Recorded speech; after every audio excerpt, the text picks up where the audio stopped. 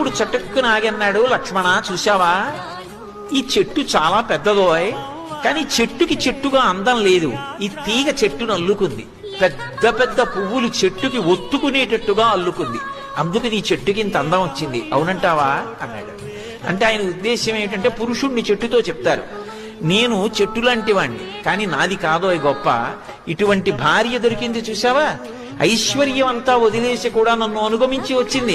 మీ వదిన వల్ల నా మనశ్శాంతి, ఆమె నా జీవితానికి భద్రత, ఆమె వలన ప్రశాంతంగా ఉన్నాను. ఇటువంటి భార్య దొరకడం కన్నా అదృష్టం ఏముంటుంది అన్నాడు.